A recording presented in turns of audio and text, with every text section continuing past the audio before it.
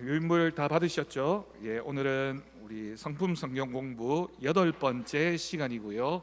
책임에 관해서는 2번째 시간인데 오늘 제목이 일에 대한 책임입니다.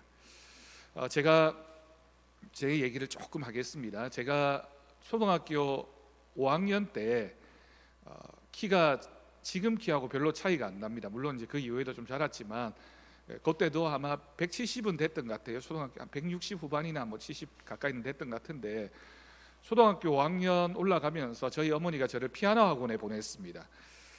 제 동생은 태권도 학원, 핸드볼부 이런 걸 주로 시켰고, 저는 왜 그런지 몰라도 피아노 학원, 웅변 학원, 서예 학원 이런 쪽으로 시키는 겁니다. 그때만 하더라도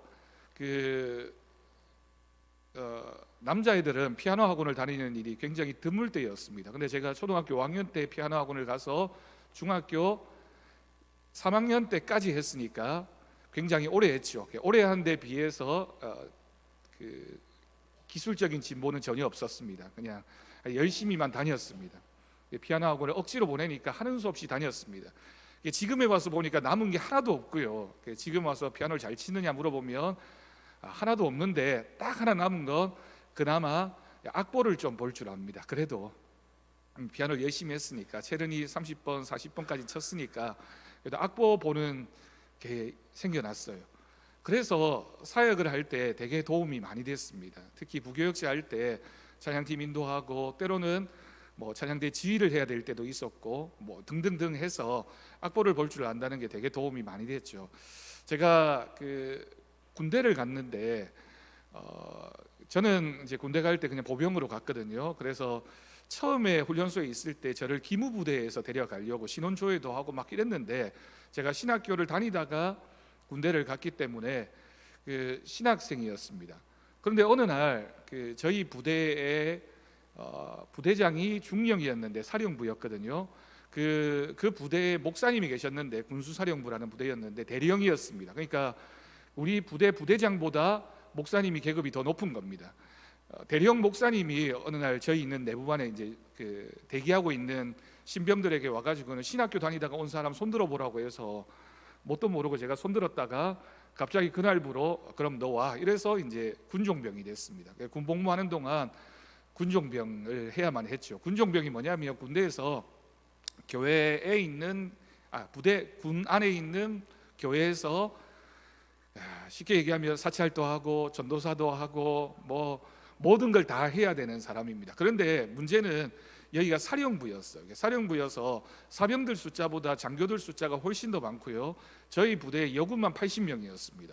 근데 이 친구들이 다 이제 교회를 많이 오거든요. 이렇게 군대에서는 세계 종교 중에 보통 하나를 가져야 되고, 또 사령관이 3스타였는데 사령관이 기독교인이면 이게 대부분 또 교회를 많이 옵니다. 근데 마침 제가 군복무할 때 사령관이 그 교회 안수 집사님이셨어요. 그래서 주일날만 되면 하여튼 많이 데리고 오셨습니다. 그러니까 군 교회지만 한 300명, 400명 주일 예배를 드리는 교회니까, 지금 밖에서도 그렇지만 그 당시에 군 안에 있는 교회에서는 굉장히 큰 교회였습니다. 근데 제가 사령부의 행정병이고 군종병이었어요. 그래서 행정을 해야만 했습니다.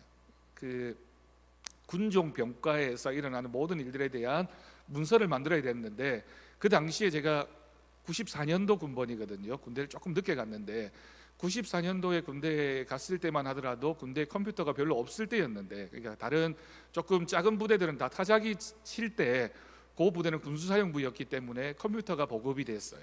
그래서 하나 워드라고 지금은 쓰지도 않는 그 워드를 해서 각종 문서를 매일 만들어야만 했습니다. 매일 문서 만들고, 또 아래 한글 이용해서, 그때 1.0 나오고 이럴 때인데 그거 이용해서 또 이제 주보도 만들고 이런 일들을 군 생활하는 동안 끊임없이 해야만 했습니다.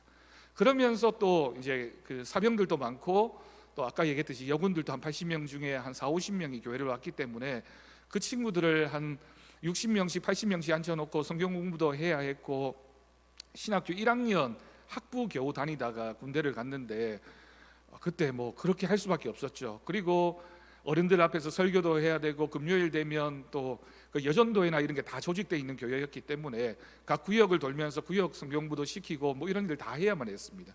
신학교 1학년 졸업하고 군대를 가서 지금으로 얘기하면 전임 전도사가 해야 할 일을 제가 다 할 수밖에 없었습니다. 그리고 복학을 했습니다. 복학을 해가지고 학교를 다니는데 저하고 같이 방을 쓰는 친구가 원래 컴퓨터를 전공하다가 신학교를 온 친구였어요. 그러니까 둘 다 이제 컴퓨터를 조금 할 줄 아는 거죠. 저는 군대에서 열심히 컴퓨터를 배웠고 이 친구는 컴퓨터가 전공이니까 그 경산 진량에 있는 그 영남신학대학교에서 우리가 뭔가 좀 뭘 해서 돈을 벌자라고 의논을 한 다음에 그 뒤에 있는 아파트 단지를 대상으로 해서 닥터 컴퓨터라고 하는 컴퓨터 회사를 하나 차렸습니다. 정식 회사는 아니고 지금이야 다 사업자 등록증 내고 해야 되겠지만 그때는 그냥 이제 배짱으로 각 집집마다 돌아다니면서 닥터 컴퓨터 무조건 컴퓨터 수리해 드립니다. 이러고는 이제 그 전단지를 다 뿌리고 붙여 가지고는 둘이 이제 창업을 한 거죠.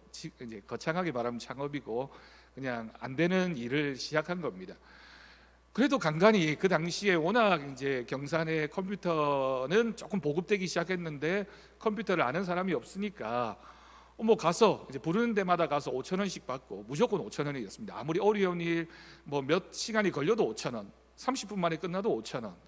단일 정책을 썼거든요. 그래서 5,000원 만에 밤을 새서 그 집에서 일하고 오더라도 5,000원 뭐 이랬습니다.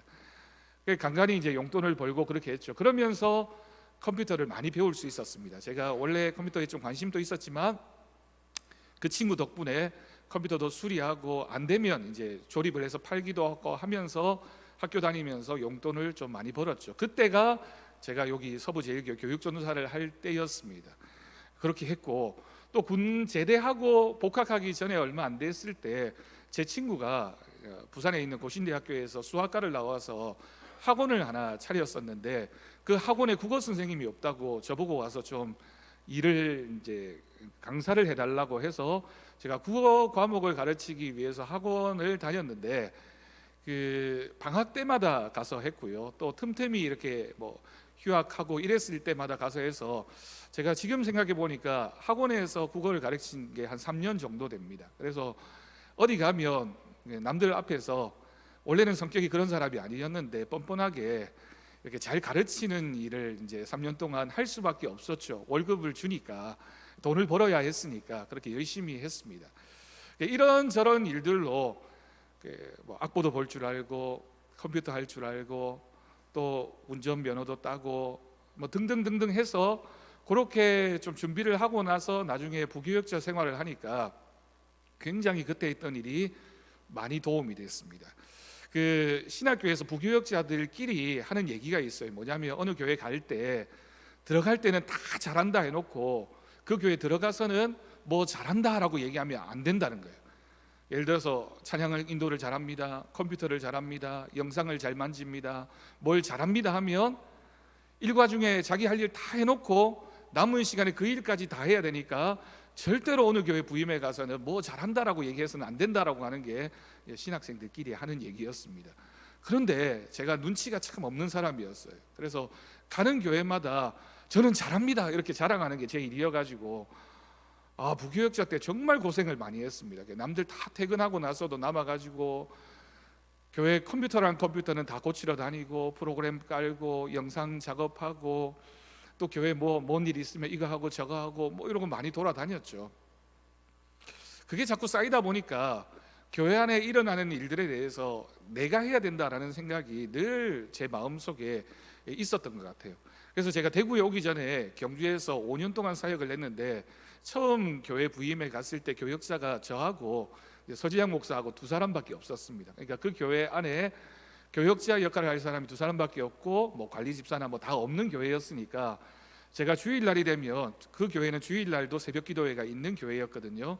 새벽 기도회 하고 중고등부 가서 설교하고 주일 예배 설교하고 그리고 찬양팀 인도하고 청년부 성경 공부시키고 주일 찬양 예배하고 그리고 구역장들 모아놓고 성경 공부하고 해야지만 주일 일과가 끝나는 그런 교회였습니다. 그래서 주일 사역 마치고 집에 오면 다리가 정말 후들후들해서 힘들 정도였습니다. 이 얘기를 왜 하냐면 제가 이번에 그 휴가 다녀와서 그 지난주에 설교하셨던 그 황철주 목사님에게 이제 감사하다고 전화를 드렸거든요. 그러니까 이 목사님이 제 전화를 받자마자 하는 얘기가 자기가 더사랑교회 가서 은혜를 참 많이 받았다는 거예요. 교회가 참 많이 변화되어져 있고 성도들도 참 환하게 맞이해주고 말씀도 잘 듣고 이런 모습이 되게 좋더라, 이런 얘기를 하시면서 자기가 들으니까 그 더사랑교회 장로님 어느 한 분이 저를 소개하기를 우리 목사님은 참 시도 가만히 안 있는 분이다, 이렇게 얘기를 하시더라는 겁니다. 제가 그 얘기를 듣고 깜짝 놀랐어요. 왜냐하면 제가 사실은 제가 마음 먹고 하고 싶은 일에 지금 반도 못 하고 있거든요. 정말 하고 싶은 일들이 많은데 여기 와서는 제가 굉장히 많이 자제를 하고 좀 천천히 해야지, 조금 있다가 해야지, 조금 더 형편이 되면 해야지 라고 생각을 많이 하고 있는데 제가 그렇게 좀 많이 설치고 다녔나 봐요. 제가 그 얘기를 들으니까 너무 설쳤나, 너무 이렇게 사람이 좀 진중하게 잘 있지 않고 왜 그렇게 요즘 애들 식으로 나대고 다녔나라는 반성하는 마음이 들었습니다. 그러다가 이번 주에 제가 찬양 예배 오늘 이제 이 말씀을 준비하면서 일에 대한 책임이라고 하는 요 공부를 이렇게 제가 먼저 공부하면서 마음에 감동이 있었어요. 지금까지 한 얘기는 오늘 공부할 내용의 도입부입니다. 우리가 세상 일은 여러분 우리가 조금 게으를 수 있고요, 또 때로는 우리가 꼭 하지 않아도 다른 사람이 할 수 있는 부분도 있고 얼마든지 우리가 그 일을 미루거나 하지 않을 수 있는 부분이지만 하나님의 일에 대한 우리들의 자세, 우리들의 믿음, 우리들의 태도는 어떠해야 되는가를 여러분 꼭 오늘 공부하면서 생각해 보십시오. 목회자만 그런 게 아니라 여러분들이 장로, 권사, 집사 여러 가지 직분을 받으셨잖아요. 찬양대원, 교사, 아니면 주방봉사 등등등등 해서 우리가 교회에 참 많은 일들을 감당하고 있는데 여러분 우리가 1년이라는 시간만 생각해 봐도 1년 동안 우리에게 하나님이 연초에 임명해 주신 그 사명과 직분을 이제 겨우 9월 달이 됐는데 여러분 처음에 마음 먹고 결단했던 부분을 얼마만큼 잘 이렇게 이루어가고 있습니까? 여러분들 한번 생각해 보십시오. 내가 하나님 앞에 올 초에 시작하면서 올 한 해는 꼭 찬양대로 교사로 어떤 일로 열심히 봉사하겠습니다 라고 작정을 한 건 내 마음을 먹은 것이기도 하지만 하나님 앞에 내가 약속한 것이기도 합니다. 그런데 여러분 이제 9월이 됐는데 앞으로 9, 10, 11, 12 4달이나 남았는데 얼마나 잘 유지하면서 성실하게 책임을 감당하고 있습니까? 여러분들이 직분을 받을 때도 마찬가지잖아요. 우리가 직분이라고 하는 건 서리집사를 제외하고 항존직이라고 하는 건 여러분 우리가 평생에 하나님 앞에 이 직분을 감당하면서 살겠다라고 하는 믿음의 고백으로 안수를 받고 직분을 받게 됩니다. 물론 시무가 있고 은퇴가 있겠지만 그러나 하나님 앞에서는 우리가 일에 있어서는 은퇴가 있을지 몰라도 동일한 믿음의 고백으로 충성하는 마음으로 그 일에 대한 책임을 감당해야 하는 것이 하나님이 우리에게 맡겨주신 항존직이라고 하는 직분이죠. 많은 일들이 있습니다. 직분자들이 감당해야 될 많은 일들이 있지만 예배도 있고요, 또 봉사도 있고, 또 우리가 하게 되는 각 사역들도 있고, 하나님 앞에서 우리가 마음을 다해서 헌금하는 일도 있고, 또 여러 가지 일들을 우리가 감당해 가면서 이 책임을 감당해 가는데 여러분 책임을 하나님이 우리에게 물으신다면 우리가 떳떳하게 하나님 앞에서 나는 이 직분에 대해서 내가 하고 있는 사역에 대해서 몇 점입니다 라고 여러분들 말할 수 있겠습니까? 그 질문에 스스로 한번 생각해 보십시오. 저는 제가 올 한 해를 돌아보면서 저에게 하나님이 물으신다면 낙제하고 패스에 한 중간쯤 있지 않은가, 한 61점쯤 되지 않는가라는 반성을 해봅니다. 그래서 어떻게 하든지 요 남은 4개월 동안 열심히 최선을 다해서 몇 점이라도 더 끌어올려야 되겠다라는 다짐을 오늘 공부를 하면서 했거든요.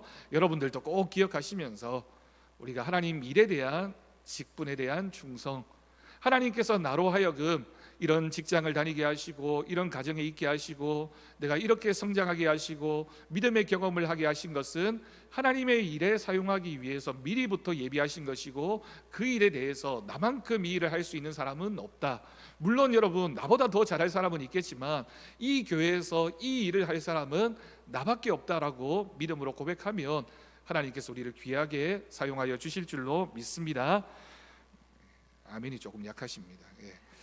제가 휴가 가기 직전에 영주 하늘소망교회 가서 다른 건 하나도 안 부러웠는데 다녀오신 분들은 느끼셨겠지만 하나가 딱 부러웠어요. 그게 뭐냐면 얼마나 아멘을 잘하는지 제가 너무너무 부러웠습니다. 제가 솔직히 말씀드려서 우리 교인들을 잘 훈련시켜서 아멘 잘하게 만들 자신은 없고요. 여러분들 스스로 좀 노력을 하셔서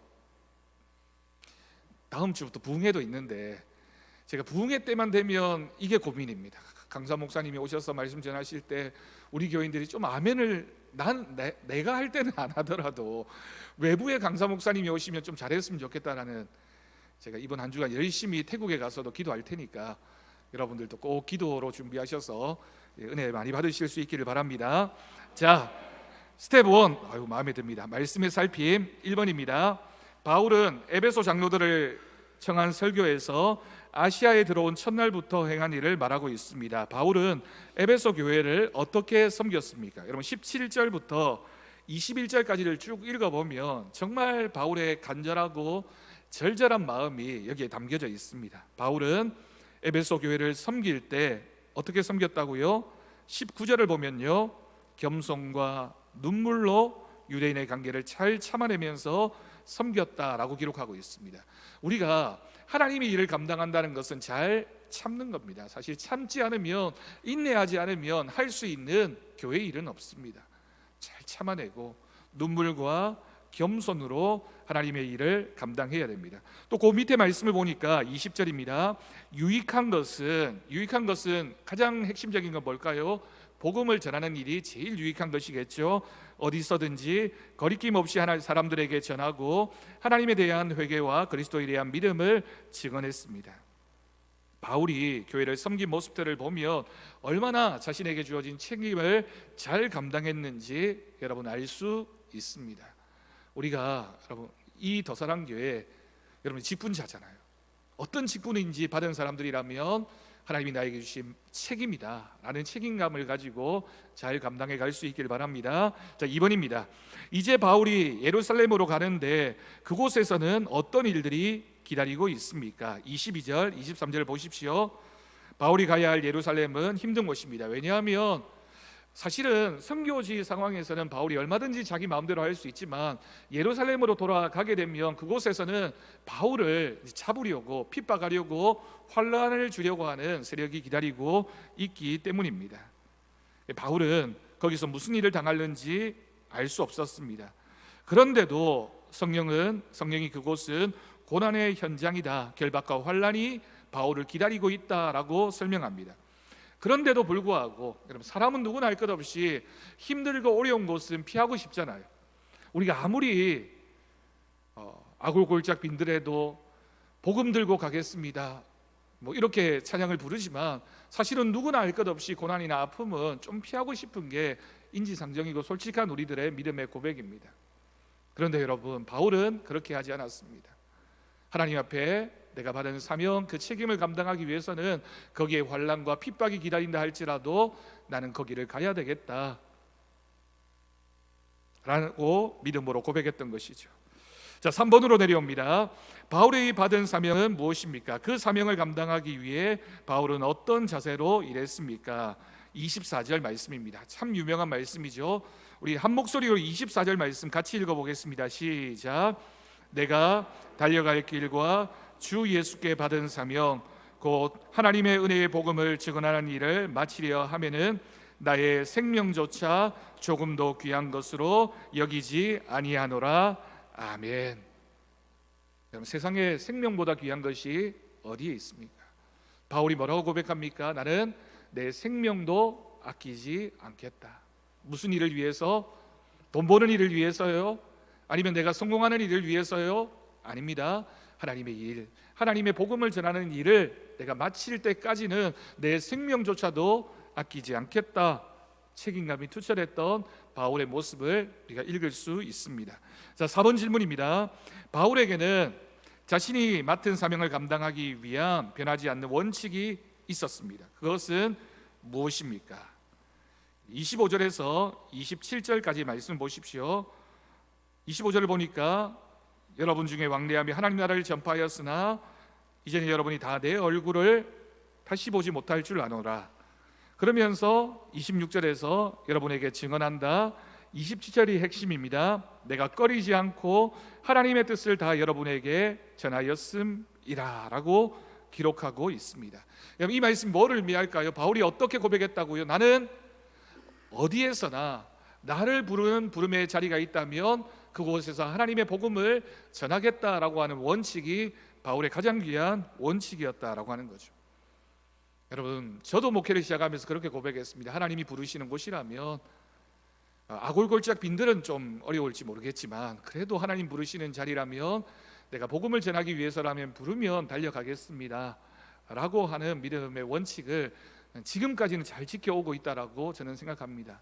그래서 어디서 부르든지, 제가 경주에 있을 때 포항 극동방송에서 좀 와서 도와달라고 했을 때 가서 했고요, 영남신학대학교에 가서 제가 학생들 가르치는 것도 사실은 그 노력이나 물질적인 대가에 비하면 참 힘듭니다.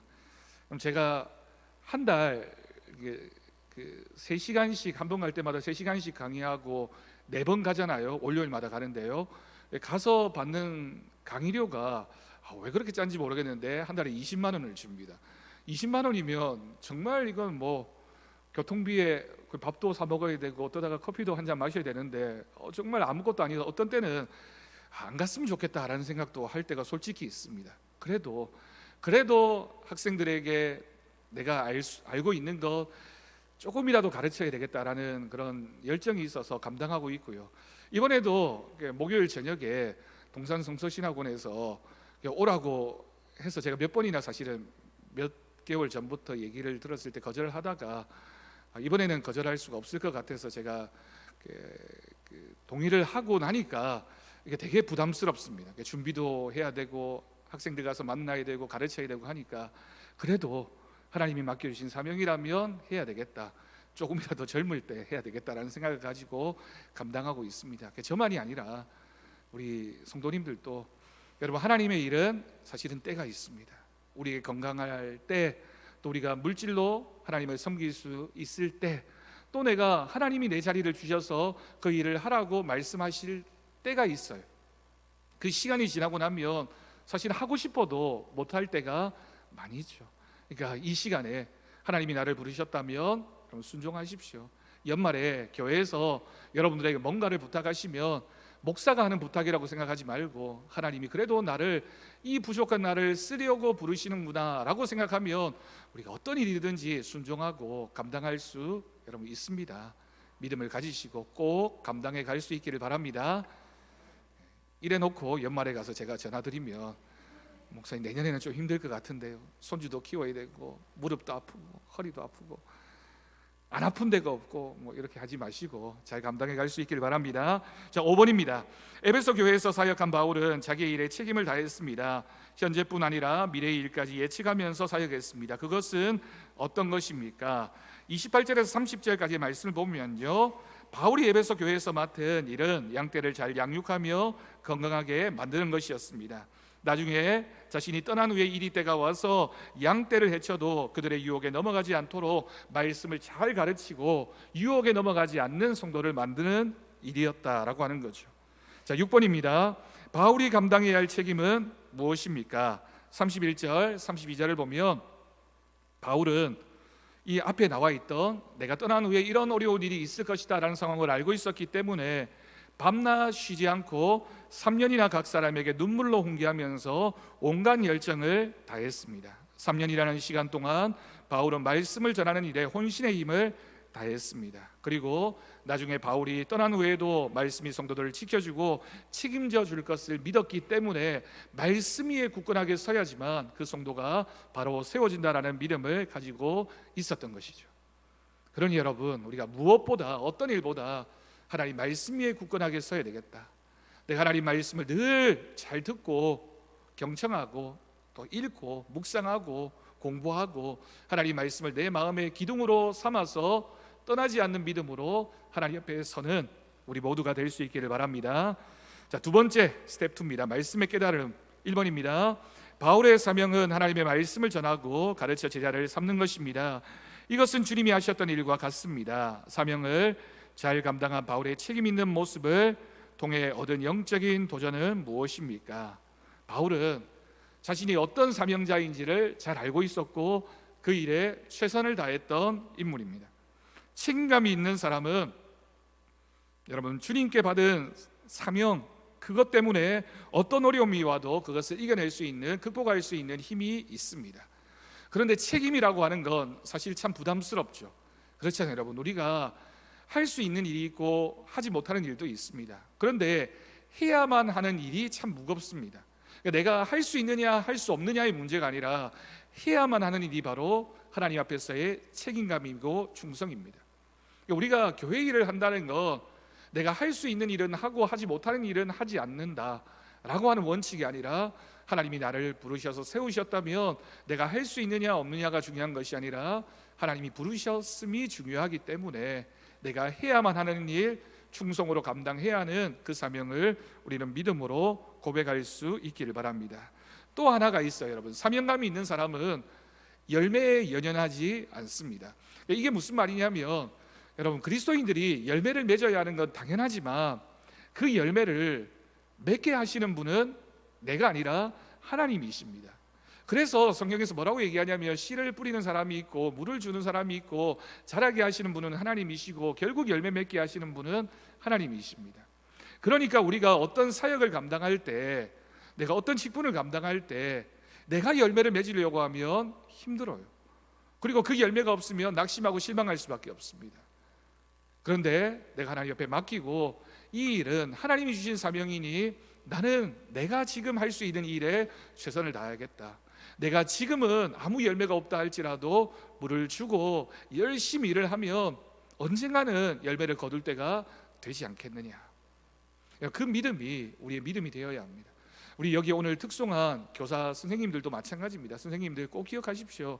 내가 지금 하고 있는 일은 지금 당장의 열매가 없을 수 있어요. 눈에 보이지 않을 수 있습니다. 사람들이 인정해 주지 않을 수 있어요. 그렇지만 내가 지금 이 자리에서 하나 일을 붙잡고 눈물로 기도하면서 사랑해 주면 결국에는 언젠가 누가 다른 사람이 맡게 되든가 누가 다른 어떤 상황이 벌어지게 되면 그때는 열매를 맺게 될 날이 온다는 거죠. 이 모든 일들이 하나님의 사역 가운데 있습니다. 그러니까 내 일이 아니라 큰 눈을 떠서 하나님이 이 일을 하고 계신다라는 입장에서 바라보면 내가 하고 있는 일은 열매가 굳이 없어도, 눈에 띄지 않아도, 다른 사람들이 인정해 주지 않아도 하나님의 선한 일에 우리가 함께 할 수 있다면 그게 바로 합력하여 선을 이루어가는 믿음의 모습인 줄로 믿습니다. 자, 2번입니다. 바울로 하여금 복음 사역에 대한 책임을 잘 감당하게 한 요인이 무엇이라고 생각합니까? 그것은 하나님의 말씀에 대한 확신이 있었던 것이죠. 확신이 흔들리면 사명도 사라질 수밖에 없습니다. 확신이 있는 사람은 그 일을 감당하면서 즐거움이 있습니다. 여러분, 목회자도 목회를 하면서 즐거워야 되고요, 여러분들 직분자들도 직분을 감당하면서 즐거워야 됩니다. 그런데 그 즐거움은 세상이 주는 즐거움이 아니라 하나님 앞에서의 즐거움이잖아요. 하나님이 나를 인정해 주시면, 하나님이 기뻐하시는 일이라면 다른 사람들이 나에게 뭐라고 얘기하는 것이 중요한 것이 아니라 하나님 앞에서 내가 예배에 대한 반주를 하고 찬양대로 섬기고 교사를 하고 주방에서 봉사하고 하나님이 보고 계시는 것에 대한 감사, 하나님이 기뻐하실 것에 대한 책임감을 가지면 우리는 충성으로 그 일을 감당하게 될 줄로 믿습니다. 자, 3번입니다. 우리를 구원하기 위해 십자가에 죽으시면서 책임을 감당한 예수님처럼 바울도 자신의 생명을 바쳐 수고했습니다. 책임을 감당하려면 결국 생명을 내놓아야 합니다. 그 이유는 무엇입니까? 여러분, 우리가 생명을 내놓아야 하는 이유가 뭘까요? 우리가 가장 귀하게 여기는 것을 내어놓아야지만 하나님께서 그 자리에 임재하실 수 있기 때문입니다. 여러분, 우상이 뭡니까? 하나님보다 더 귀하게 여기는 것이 우리의 삶의 우상입니다. 그러니까 우리가 우리의 삶에 가장 중요하다고 생각하는 것을 내려놓으면 그 자리에 하나님이 좌정하시고 그 자리에 하나님이 앉으실 때 우리의 삶의 모든 부분들은 하나님께서 인도하시고 책임져 주실 줄로 믿습니다. 그래서 우리 주님이 말씀하셨죠. 너희는 먼저 그의 나라와 그의 의를, 가장 중요한 게 뭔지를 알고 그것을 구하면 그 다음은 내가 다 책임져 줄 거야. 그 다음은 중요하지 않아. 그 다음은 이 땅에서 사는 동안 우리가 일시적으로 누리는 거야. 그것들 다 지나고 나면 하나님께서 천국을 너에게 선물해 줄 거야 라고 말씀해 주셨습니다. 그 믿음을 우리 모두가 가질 수 있기를 바랍니다. 결론입니다. 자, 스텝 3 말씀의 적용. 현재 하나님께 부여받은 당신의 일과 사명은 무엇입니까? 그럼 한번 적어 보시거나 마음에 생각해 보십시오. 여러분, 지금 우리 교회를 위해서 또는 교회 밖에서라도 하나님의 복음을 전하기 위해서 여러분에게 주어진 책임은 무엇입니까? 직장도 있고요, 사업도 있고요, 가정에서의 사역도 있고요, 교회 안에서의 사역도 있고요, 우리가 만나는 누군가와 대화하면서 하나님의 일을 감당해야 하는 부분도 분명히 있으리라고 생각합니다. 자, 2번입니다. 당신은 사명에 대한 책임의식이 얼마나 있습니까? 그것을 이루기 위해 지금 어떤 노력을 하고 있습니까? 여러분, 사명은 우리가 책임을 감당하려면 노력해야 됩니다. 붙잡아야 되고요, 열심을 다해서 그 일을 감당할 때 하나님께서 함께하여 주실 줄로 믿습니다. 자, 3번입니다. 주신 사명을 책임 있게 감당하기 위해서는 많은 것을 갖추어야 합니다. 무엇보다 말씀과 기도의 무장이 필요합니다. 그 이유는 무엇이며 현재 당신에게 부족한 것은 무엇입니까? 여러분, 말씀과 기도의 무장은 기본 중에 기본입니다. 그걸 일단 갖추어 놓고 난 다음에 실력도 기술도 다른 것도 필요하죠. 어느 유명한 목사님이 부교역자 청빙하면서 부교역자가 이력서를 내고 면접을 보면 꼭 그걸 물으셨답니다. 자네 구원의 확신이 있는가? 여러분, 목사에게 사역을 하고 있는 그 사람에게 이 목사님이 왜 그런 질문을 했을까요? 여러분, 어떤 사역자라 하더라도 가장 기본 중에 기본은 하나님이 나를 구원하셨다라는 확신이 있어야지만, 그래야지만 교회도 섬기고 성도도 섬기고 주신 사명을 감당할 수 있지 않겠습니까? 오늘 하나님은 또 우리에게 물으십니다. 우리에게 구원의 확신이 있습니까? 하나님이 우리를 부르셨다는 확신이 있습니까? 그러면 여러분, 우리는 하나님의 일을 넉넉히 감당할 줄로 믿습니다. 자, 책임을 다하는 사람 읽어보시면 됩니다. 이제 이 의사도 육체적인 생명을 구하는 사람인데, 이 사람이 책임을 잘 감당했을 때 영국의 수상이 될 사람을 살렸다, 이런 얘기죠. 우리는 여러분 어떤 사람입니까?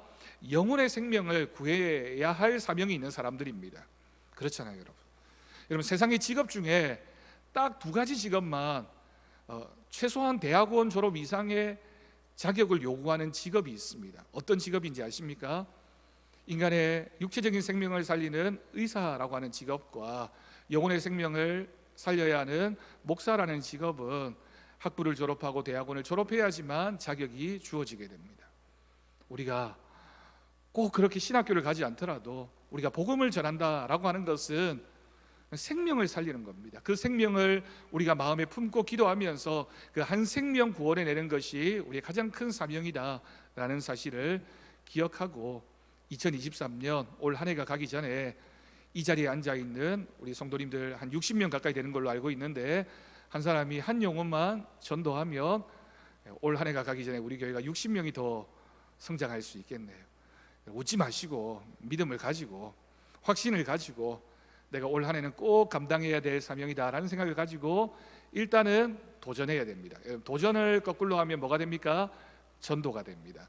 도전해야지만 복음이 전해지는 거지, 해볼까 말까, 한마디 해볼까 말까 하고 있으면 죽을 때까지 해볼까 말까 하다가 끝이 납니다. 전도는 도전이다. 도전해야 전도가 된다라는 사실을 기억하시고 감당해 갈 수 있기를 바랍니다. 자, 마지막 오늘의 팁, 책임 성품 연습하기입니다. 자, 1번 같이 읽겠습니다. 1번, 자기가 맡은 일은 자기 스스로 책임지자. 2번, 도움이 필요한 사람은 적극적으로 도와주자. 3번, 책임지지 못할 행동은 하지 말자. 4번, 맡은 일을 잘 감당하기 위해 꾸준히 배우고 연구하자. 5번, 가능한 한 맡은 일은 탁월한 수준까지 이루도록 힘쓰자. 6번, 자기가 맡은 일에 책임을 다함으로 다른 사람에게 유익이 되게 하자. 아멘. 여러분 꼭 기억하시고 하나님의 일에 책임을 다하는 우리 모두가 될 수 있기를 바랍니다. 우리 찬송가 325장 함께 찬양하겠습니다.